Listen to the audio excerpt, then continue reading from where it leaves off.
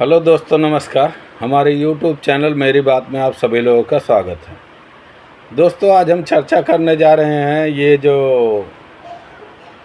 मंदिर और भिखारी और पुजारी, इन तीनों पे हम चर्चा करने जा रहे हैं।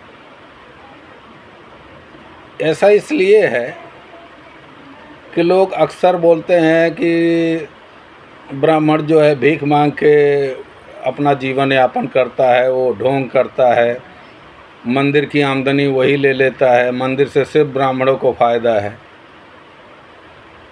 तो मंदिर से किन किन लोगों को फ़ायदा होता है, ये इस पे दृष्टि आप लोगों के लिए जाने के प्रयास कर रहा हूँ। शायद आप लोगों को पता भी होगा, लेकिन कभी आपने गौर नहीं किया होगा इस दृष्टि से। तो दोस्तों, मैं आप सभी लोगों से जिन तक हमारी वीडियो पहुंच सके,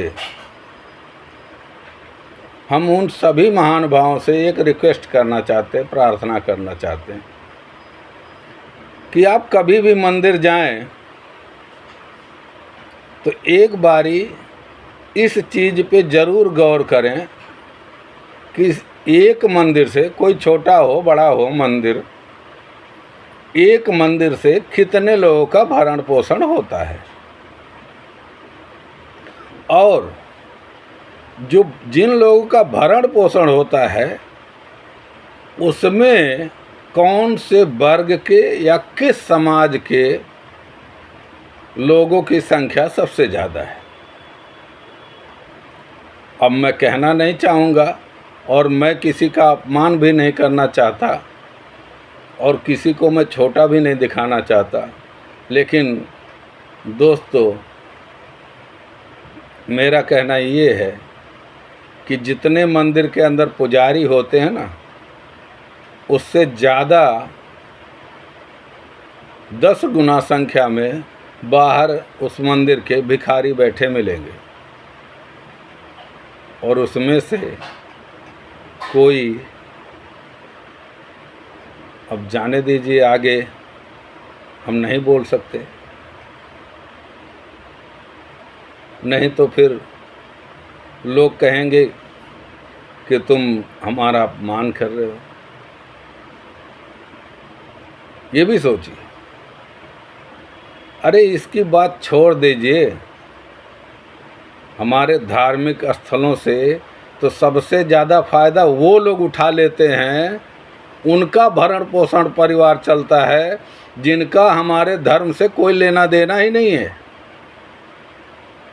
हमारे मंदिर तो उनका भरण पोषण कर देते हैं। हमारे देवस्थान,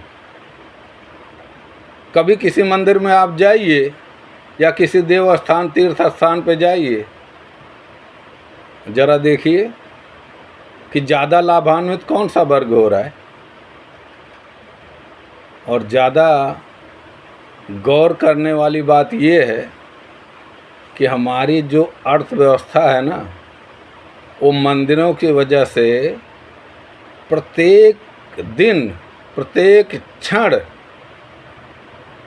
गति करती रहती है।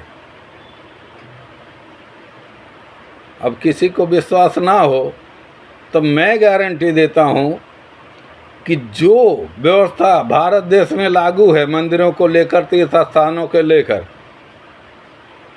तीज त्योहारों को लेकर, यही व्यवस्था सुचारू रूप से, सुव्यवस्थित रूप से किसी भी देश में लागू कर दिया जाए,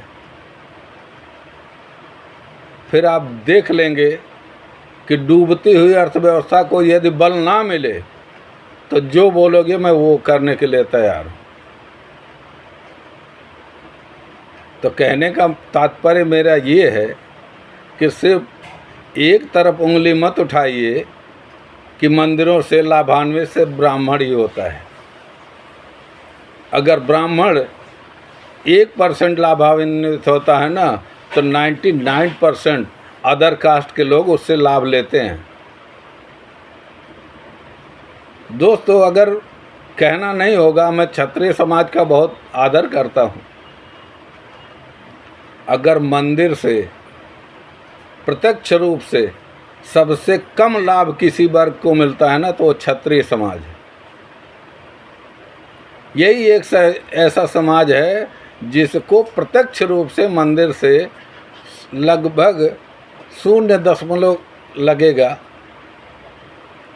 नहीं तो क्योंकि इनकी ना वहाँ दुकानें होती हैं, ना ये कोई छोटे मोटे वहाँ रोजगार करते हैं,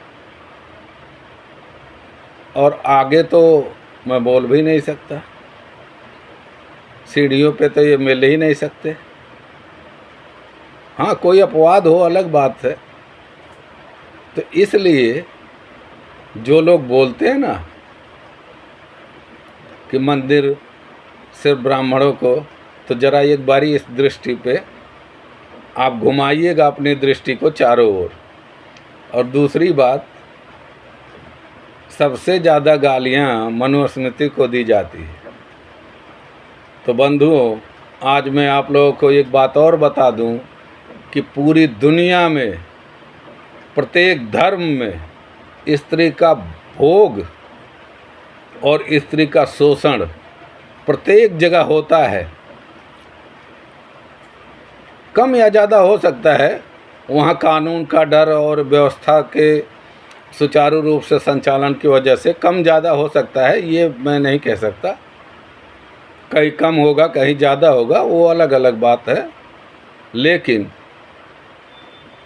स्त्री पूजन अगर कहीं होता है तो केवल और केवल सनातन धर्म, हिंदू धर्म में होता है, सनातन धर्म में होता है।